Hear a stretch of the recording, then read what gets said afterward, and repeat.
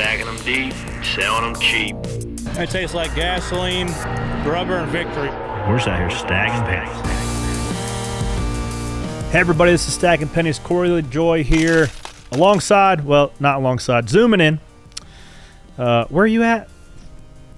I'm in Hollywood Beach, Florida, and it sounds like they are rebuilding this building from the ground up. So good luck with my audio to all of you guys back there in Charlotte. It's off week, special edition here. Just figured we fire it up and just touch a little base on what's been going on our off weekend last couple weeks. How's your off weekend been? You've been on a cruise, you've been down in Florida, you've been all over. Yeah, it's been good. We went on a Disney cruise with the kids, so that was fun. Just hanging out. But I feel like our lives are, we like our lives, so it's like I'm ready to get back to the grind. Things go to Bowman Gray this Saturday night. You coming? Might as well. I don't have anything else going on Saturday night, actually. That's what I was gonna say. You got a fresh haircut. You're looking pretty dapper. Are you looking for a job or something? What do you got going on back there? You know, people say you dress for the job that you want, not the job you have. So I got a haircut. I might grow the beard out a little bit too, but yeah. As I assume everybody listens to the show, saw the news, excited for the 2-week off break. Then I got fired. So I got fired on Wednesday. They didn't really give me a whole lot of reasons, but I don't want to get too much into it because then we were able to unplug, take the RV on a trip Friday to Monday, and I had some realizations. Normally, I've never found myself in this position with the sweat equity that went into the team and all the things to get to this point, but everywhere that I've been has always been one-year deals. So this position that I find myself in currently isn't like uncomfortable. It's not some place that I've never been before. Brandon McReynolds actually told me, I was talking to him yesterday, he says, you've actually had it way worse. You drove for 6 months for free for a guy that owned a bunch of Burger Kings and drove legitimately the worst car on the grid. So that was actually a good perspective. You go through all the emotions, mad, sad. It's natural human tendency to go into like the victim woe is me mindset. But I think where I'm at currently, a week removed, is that I'm super appreciative. I'm super appreciative of, for one, Jeff and TJ from Spire for giving the opportunity, for believing in me from the jump when we were trying to whiteboard this thing, and what we've grown it to has been pretty cool. I do hate that we weren't able to see it through. We weren't able to, kind of adjust our 7 team and kind of turn the right knobs to get the performance where we needed to do. And also, I've made too many mistakes behind the wheel. This year, there's several that took us out of contention for some good results, but it's onwards and upwards. Now, it is a unique situation because normally when some stuff changes in your personal life, you just talk to your buddies and you talk to your wife and you just keep them moving and you put your head down and you find the next deal and keep going. But part of why I love to do this podcast and also why I hate to do the podcast is you take the good with the bad. You get to talk about it when you have a good day. When you run top 5 in Daytona 500, you get to, celebrate. You get to talk about how good you are and how good everybody's doing. But you also, when you get fired, you also got to talk about that too. And that's where we find ourselves this week.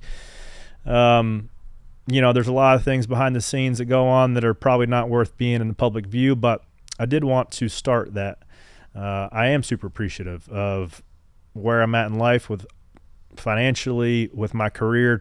Went way different than I ever expected it. And it's never been easy. My entire NASCAR career has not went how I thought that it was going to go. So why would I expect anything different, right? Every single plan that I thought I was going to make, it went differently. And the thing that I've been kind of clinging on to the last week or so, and we can get into it, but it's just that Proverbs 16:9. It's been pinned to my Twitter or my X profile for almost 10 years now. It's the Lord determines, the man can plan his path, but the Lord determines his steps. And this really is, I don't know what the next step is. It's been a unique situation. with all the variables that are in play, but nonetheless, I'm at peace with it. I'm excited about what the next chapter holds, and I'm pretty motivated to still be the first one to put a win banner on the wall at Spire, a real one. They have a trophy, but that wasn't really a real team back in the day. So it's a real team now. Still want to be the first one to put a trophy in the trophy case on the cup side there and continue to finish this thing strong with the last 14 races. But that's it for my monologue. We can get into it. I know you wanted to talk about it a little bit, but I will touch on it lightly. Yeah, unfortunately, part of this gig is getting fired. It's a big part of the job. I've been taken off cars and moved around quite a bit. You have kind of been in this situation where you've been building teams like the whole time that you've been there, so you haven't been in this spot. That being said, obviously the struggles this year have been documented on both sides, and there's been a lot of chatter, especially after they hired Rodney. And I know we had talked about it briefly, but you didn't want to read into it too much, but it was obvious that you weren't part of the announcements that they made with Rodney. So did this catch you off guard, or was it something that you felt like was coming? Nothing catches me off guard, because if you are not running towards the level of the expectations of your team, you will get shuffled out, because contractually it doesn't matter. Now, it matters if you can make a little bit of money the following year or you get bought out. But there are so many different variables, and there's so many politics behind the scenes, and there's so many guys with legitimately checkbooks that can just be stroked to fill any seat, like you're buying tokens at Frankie's Fun Park to drive race cars. So that's what you're up against as well. And not saying that whoever goes in the 7 is that situation, but it is wild, the amount of flexibility in finances that these people who are kind of looking at situations to place themselves in have. Now, that's also why I've put so much emphasis on trying to grow the partners that have been with me from legitimately the jump. From BK, Schluter Systems, they've been with me for 7 years now, and they're going to continue to stay with me. Celsius has been a great partner. There's several that I've worked very hard at to try to integrate our brands to be able to have some leverage to take the teams if I find myself in this position. Now, with all that being said, there's a lot of things that are outside of my control. There's a lot of things that are in my control, but when it comes to opening doors to stay on Sunday or Saturday or Friday, for that matter, in trucks, it's a lot about outside my control. That's where I put a lot of faith in where the Lord wants me next, whether that's racing on Sunday afternoons in a cup car, which I feel like I have worked my ass off to hone my skills on road courses and just to become a better leader and to try to help build teams legitimately from the ground up and keep the culture to a place that it's exciting to work at. I feel like that's a strength of mine. I feel like I'm a top 15 guy any given Sunday, particularly on road courses, particularly on speedways. We can give ourselves a chance to win, and I feel like I can still give any team that would be willing to talk a chance to win as well. But if that's not in the cards, if that's not where the Lord wants me, that's not where he's going to put me, because it's going to be blatantly obvious what the next thing is in store for my life. Well, that's racing on Sundays or coaching T-ball on Wednesdays in Mooresville. And both are not bad options. Well, I guess my question is, and you hit on that. I saw funny enough, we have talked about this scenario, whether cup racing or taking a step back or finding yourself in the best scenario, what that could be. If it's truck racing, Xfinity racing, and I saw a clip from Denny Hamlin yesterday, actually. I was sitting here scrolling, and he just said, it's better to be winning races at a lower level than it is to be running 25th in the Cup Series. I don't feel that you've ever had at the top 3 series level an opportunity to win races regularly. Obviously, you put yourself in position at Atlanta, but you go from running your own team, your own ARCA team, winning 4 or 5 races a year, competing for championships, competing with the Chase Elliott's, Blaney's, Kyle Larson's of the world, to the BK Cup cars and whatever you had to do to kind of drive for a living. Are you against taking a step back to try to win a championship or win races? No. There's a lot of things outside my control there. There's more people that have I'm telling you, there are between 18 and 23 years old, there are 10 people that have more than $3 million to go buy a seat anywhere on. And the only ones that are people are valuable, the rides that are valuable are going to get bought by guys with money. Whether it's Cup car, whether it's a truck, whether it's Xfinity, you start going down the list and that's been a question that I've had to answer about this time or later every single year for the last 7 years, right? If I had $1 for every opportunity that I could have chose this or that, Xfinity or this, right? I had all the people from Tire Pros at Junior Motorsports before I accepted the Spire Motorsports deal. Then you see what Tire Pros has grown into over there at Junior Motorsports, and they've set up Josh Berry and they've set up some different guys, right? Sam Mayer. So I have gotten close to that and just hasn't panned out. With all that being said, I wouldn't have changed any decision I've made because it's provided me and my family with more money than I could ever think of making in my life. A ton of fun, working with people, having fun, going to the racetrack and being a Cup Series driver, which I've dreamed of my entire life and have worked legitimately for 20 years to try to get there. So to Denny's point, I agree with it. But I don't think that there's not an Xfinity program that somebody's going to call anybody up to drive for nothing and get paid to drive. If you boil it down, and I haven't driven for, at the time, a top 30 team in points in the Truck Series, in the Xfinity Series, or the Cup Series, right, in my NASCAR national career. And the only way people, besides their own opinion, which everybody has their own, the only way to evaluate somebody's ability behind the race car is racing reference. Numbers don't lie. Stats don't lie.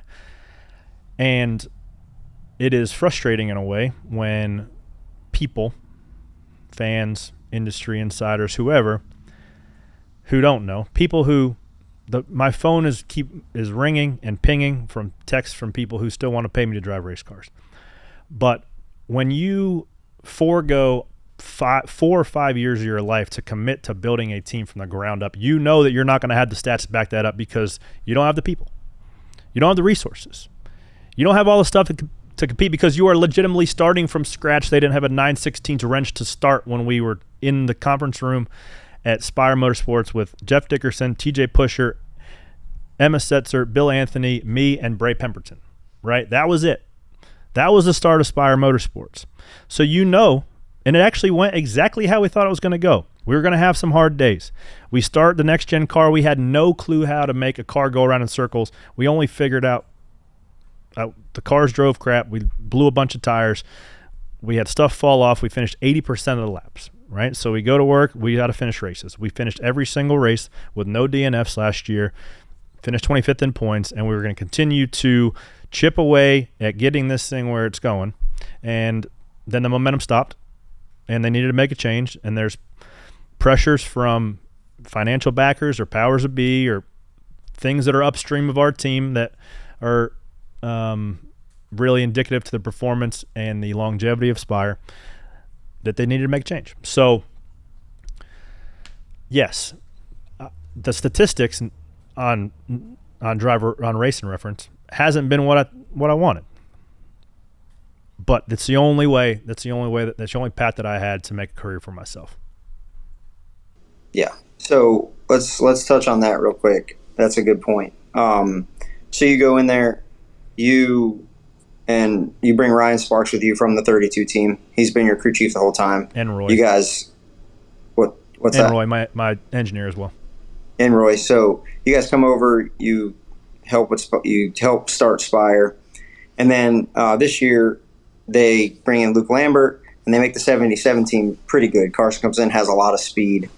It seemed like you settled into kind of running, taking what you've been told kind of your whole career, take what the car will give you, and you did that last year with 0 DNFs. Carson comes in, he has a little bit more pace. His team has a little bit more pace. Do you feel like chasing that carrot has put you a little bit in a situation this year where you've had more DNFs than you have in the past? Because that's been a narrative, of course, on social media. Well, the narrative on social media is driven by people who don't know the variables. They don't know what's going on. They don't know the elements of the team, right? So watching from the broadcast and not knowing anything else, you can form your own narrative, and people are going to have their own opinions. And that's also back to this, right? When you go, you open yourself up to get criticized and critiqued each and every week. And that's what I voluntarily sign up for because I feel like it brings value to my partners and my team. And it made myself and Spire as well a respectable team on the grid, I think, through this and through having this platform. I don't know. What do we have? 2 DNFs? I don't know. I don't even – Phoenix, we got crashed in the John Hunter Joey thing. There's been, we've laid a couple eggs at Richmond. We ran absolutely terrible. We were the worst car there. Charlotte, we were terrible. Gateway, we were terrible. So we had like 3 really bad races. We might as well have been DNF because we just weren't very good. We've had some good ones. Ran 11th finished 4th at Daytona 500. We run 13th the next week at Atlanta. Then we run 11th at Sonoma, right? So, we've had some bright spots. We've shown signs of having pace. We had a good pace out of the truck in Martinsville. We won practice. Check still in the mail. Hasn't showed up yet, but I hit the curb in qualifying, start deep, start making our way back to the field, have a loose wheel. Lose 2 laps under green, right? So you throw away a 13th to 15th place spot and run 32nd. So there's been instances there, but none of that is relative because the toothpaste is out of the bottle. Haven't run as good as what the team expects. Also, I'm not surprised because if you don't run very good in the Cup Series, you shouldn't have a seat at the table. It is a competitive-based business. You don't get to just show up and ride around in circles and get paid and go home. This is hard, and it's a grown man sport, and that's also how I love to do it. Yeah, I want to touch back on what we were talking about a second ago. So getting paid, but getting paid to drive race cars compared to paying to drive race cars. That is a great point, and that is why you have been in the situation that you've been in, whether it be driving the 83, driving the 32, and then starting a team with Spire, is because you had to take the avenue to, and correct me if I'm wrong, to get paid to drive race cars. You did not have the option to bring a couple $1 million to drive an Xfinity car. So to drive Xfinity cars and trucks is out of the option. It's not an option for you because of the fact that you have to get paid to do it. So that is why not necessarily. You have been on the backside of the Cup garage, because you're not going to. If you go drive an Xfinity car, you have to pay. You have to bring your funding to do it. Then you'll get paid, but still you have to bring the money first. Yeah, if there's nothing attached to the back end, and it's just strictly how do you raise your perceptive stock in the garage, right? How do you go from being a middle to lower tier Cup Series driver and show enough to get the nod for a better car? And I got the nod from Rick last year, got the chance to fill in for Chase, and I was super stressed, all the things, right? Couldn't get settled in, couldn't let it rock, didn't run very good, finished 20th, 21st. Felt like I let everybody down and let myself down, yet I left there after that feeling like in that system with those people, you get acclimated to the system, you get acclimated to the cars and the knobs being in different spots and the switches and the power switch not being next to your hand to shut it off a couple times. Like all of those things, I left there with that actually more I was let down, expected better. If we go to Dover, I feel like I could have been a contention to win. Not a big Gateway fan. Anyways, I left there being with, okay, the commodity that Hendrick has that's so valuable is the people and the culture and the now also you trade it. You trade the ability to be competitive each and every week with the pressure that it takes to actually deliver, right? And you can see a lot of those guys, they wear it. That's why Chase isn't very outspoken. That's why Chase doesn't have a podcast. That's why Kyle Larson doesn't have a podcast. That's why these guys don't want to add any more stress to their lives, because it is stressful to be expected to deliver wins. And I just got like this much of a taste. That's why, give credit where credit's due. Denny putting himself out there with the expectation to win every week, takes some thick skin and some balls, and he delivers, right? So I felt like being more outspoken in the media was a benefit to me to help build my brand, to make myself more valuable for partners that are essential to making your car go, to be able to get more people, get more resources, buy more tires, physically dump coal in the locomotive, which is a NASCAR team. And there's no regrets for I feel like I can lay my head down at night knowing I did everything I possibly could to build Spire with the things that I had. Could I have been more assertive in certain meetings and around certain people? Probably so. Could I have made less mistakes behind the wheel, a couple different instances, and get us some better finishes on occasion? Sure. But that's just how it goes. And there's no sense of really getting hung up on it. I'm excited I get the opportunity to finish the year with my guys on the 7 and give ourselves a chance to win a race. There's nothing I'd love more to be able to get a win for those guys for the amount that they've poured into me, believed in me. And also, those guys have risked everything financially to get their team to that spot. So I don't fault them for making changes they feel like is the best for their business going forward. And I wish them the very best. I really do. I'll be fine. I've got some investments going. I got some money in the bank. And if I got to coach T-ball, I'll coach T-ball. If I got to race on Sundays and keep making a living for me and my family and keep showing up with people who have my back and want to go into battle with me each and every week, then that's what I'm going to do. I appreciate everybody who has fought along this journey. We have been doing this a long time. We've had some ups. We've had some downs. And I know there's a lot of people that have some emotional attachment to my career.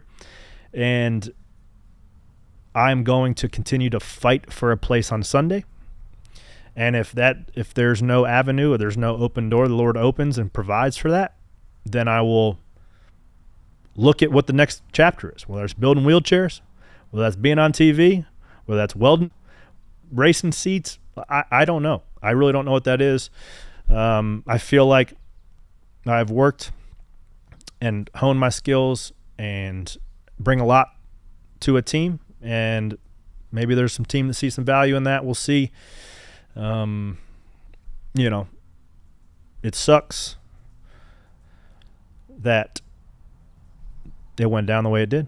But there's also a little bit of peace and a little bit of ease knowing that you can sling it for the last 14 weeks of the year with disregard, and somebody else is like, you don't have to worry about what's going to happen because it's already happened. Yeah, that's a great point. I was going to that was my next question for you was, obviously it's been tight. We saw kind of it boil over inside the car at Chicago when you were just like, damn it, after you got into that little wreck, and you just didn't look like, during the rain delay. I saw you during the rain delay at Chicago, and you just looked drained. And I think a little bit of that was all the pressure weighing on you. They hired Rodney, they did this, they did that. You were getting the cold shoulder a little bit at the team. How freeing is it to know that you can just, for 14 weeks, go out there and not have to worry about it? Like the damage is done, it's done, you know what's going on, and you can just go out there and drive the 7 car to the best of your ability. Is that a little bit relieving? Chicago qualifying in particular, I knew we had a really good car. I thought if I got a good lap down, we could have made the second round of qualifying.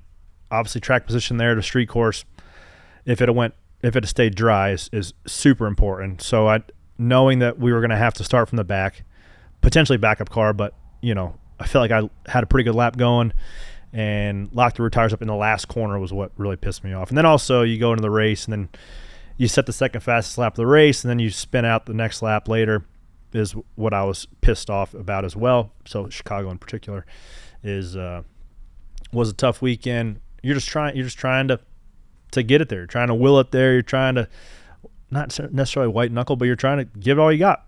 And sometimes to be able to make pace with a cup car, you have to be on the razor edge. every lap. You have to use the tire, and with the narrow sidewalls, with the way that these cars drive, you have to be on 99.9% of the edge. And sometimes you trying a little bit too hard, then you slip and you bust your ass, and then everybody wants to, put their opinion on social media. But I think that it'll be tough, right? Being a lame duck of sorts.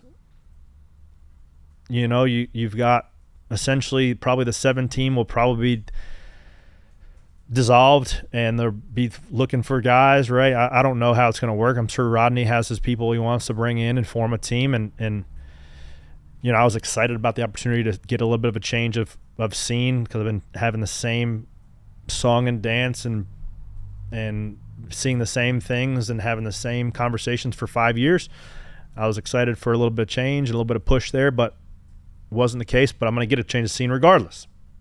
It's just not the one that I envision. And I'm also, I'm not one that's going to like break windows or throw things. Yes, just start praying through it. Like, hey, Lord, shut the doors of my life that aren't bearing fruit. If it's the podcast, if it's a distraction, close the door. If it's relationships, close the door. If it's driving race cars on Sunday, just close the door. If it's whatever, like the stress that you carry to try to be a husband, a dad, a competitor, a media member, a good buddy, right? Like that shit weighs on you, and it's hard to juggle all those things. But that was my prayer for 2 months. Just close the door. Whatever, I don't know what the door is that's open that's not bearing fruit, just close it. So you feel like it's challenging to be my buddy? That's the hardest part about all of this. And I don't get paid to do – I should get paid to do that. I feel like I should be getting paid, to be honest. But I'm not done with my story. You should be getting paid. You are getting paid to be on the show. So I go to Indy. I'm walking into the garage, and Nick Terry's there, pastor from MRO. He's sitting in the golf cart, and I sit there, and we just know Nick for a long time. We just sit there and BS for 30, 45 minutes. And I was talking about, I feel like the Lord is going to shut a door. I've been asking him to shut a door. I don't know what that is, to allow me to focus on either being a husband or wherever I need to focus is where he needs to shut a door. And he goes, oh, man, that's the title on my message this weekend. It's When God Closes Doors. I said, maybe I ought to go. So I go. Tuesday, there was an apparent door that closed, right? Which also, I guess, prepared me in a way. And it also gave me some peace about it several days later after I got over the frustration. And it also gives me a lot of excitement for what the Lord wants me to do next, and what the next door that's going to open in my life. Because every good door in my life that has allowed me to live the life that I live has been opened by the Lord. It hasn't been forced open with a crowbar. It hasn't been me trying to kick it in. It hasn't been me swindling guys out of their deal, right? Every time, there was instances where I could have taken certain guys' cars several years ago, or taken deals that just didn't feel right and felt forced, that I never did. And I stuck with what my convictions were. I stuck with what the Lord had opened and laid out in my life. And our friend Janie laid it out well. She texted me this week. It's like, at one point in time, Spire was an answered prayer. And it's been great. It's allowed me to do so many cool things. It's allowed me to build this show. It's allowed me to build great partners. It's allowed me to make some money. It's allowed me to build fans. And side note, do what I love for 4 years. But now it's also been an answered prayer on the contrary. It's a chapter closing, and it's going to be a chapter starting next. So that's where I'm at. We're going to keep digging, obviously closing the year out with the show.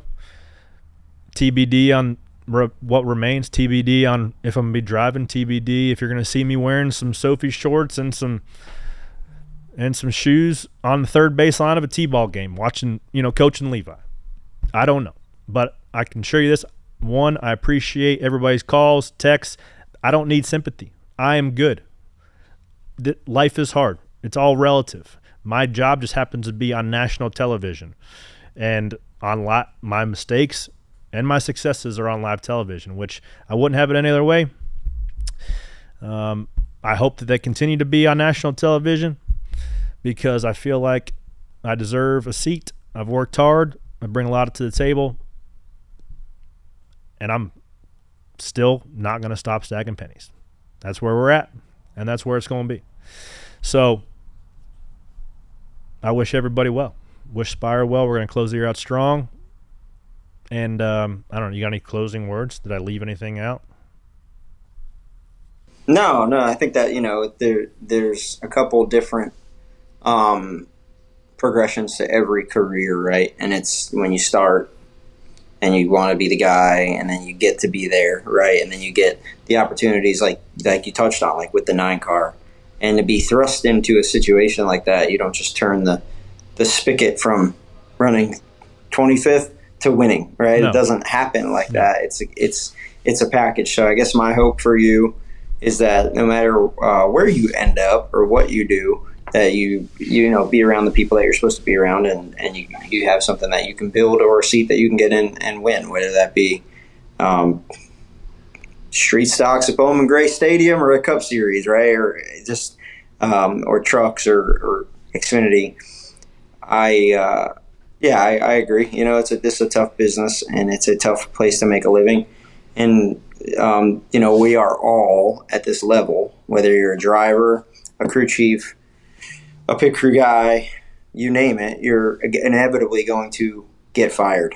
It happens to everybody at some point in time, no matter how great you think you are. And teams are going to shut down, right? I always go back and I look back, in the 80s and think about, nobody ever would have thought that there would be NASCAR without Junior Johnson having a team, right? Junior Johnson's team, they were the guys, right? Or J.D. Stacy. So this sport just changes, and teams come and they go, and manufacturers come and go. And if you can't deal with that and deal with the repercussions of that from the fans and from the media, then it's just not a job for you. Obviously, you have grown up in this sport, right? Your dad is a guy that made most of his living running in the Busch Series. And hell, he's on the 75 greatest drivers list, right? So I just hope for you as a friend that you find yourself in the situation that you're supposed to be in, and proud of what you've been able to do with Spire. Thankful for the opportunities that you've had to grow there. Excited for the next 14 weeks to see what you're able to do with them. But I hope you don't plan on winning, because 12 car is going to win every damn race that's left on the schedule. So we're going to go 14 for 14, so you're pretty much beat on that. Yeah, good luck with that. Thank you. We'll see how that pans out. I had one more realization on the way back, driving the bus, just getting some windshield time, cruising back, baby's crying, Kelly's irritable, Levi and Jensen are freaking punching each other, trying to watch Despicable Me on their iPad, right? And a lot of my life is on a public forum, right? It's like on social media, the team wants you to post as much as you can because it adds value and, build your brand, right? 100,000 people on this and 200,000. And then everything also on the weekends, right? Your highs and your lows and your emotion is on the table for everybody to watch. I'm thinking, and I do this podcast because also I want to bring some content. I like talking about sport, and I like bullshitting with you, and I like bullshitting with SVG, and people that come in and just like talk about racing because that's what I love to do. But I'm thinking that the only people that I have to make my decisions in life based on, because this is my life, right? Like, this is how I make money. This is how I provide. So I set up a future and legacy for my family. The only people that I have to answer to with what I decide to do with my life are the 5 people that are riding that motorhome. Not people on Reddit, not people on this podcast, not people on SiriusXM Channel 90, as much as I love them. Nowhere else but the 5 people in that bus is the only thing that I'm going to direct my life, whether that's mental clarity, whether that's trying to get rid of stress, whether it's trying to be a competitor and try to tune that back in, or whether it's just to do something else. I don't know. But I'm going to lean into discernment on that and make the best decision for me and my family. And with all that being said, we already pre-recorded some episodes, so we had to do this so we didn't be tone deaf to the biggest news in the sport over the off weeks. We had a Connor Zilic interview right a couple days before he turned 18. Obviously, he's one of the top prospects in the sport. We're going to air that end of the week. And then everybody's favorite NASCAR Cup Series driver, BJ McLeod. We go to BJ McLeod Acres, run some go-karts, run some RC cars, have some good fun with him. So we wanted to get that stuff out there for you, but we also wanted to address my situation and just tell you my perspective on it. So hopefully you guys enjoyed that. I also wanted to give you guys encouragement too. I know everybody's going through something, whether it's jobs, whether it's family, whether it's your own mental battles.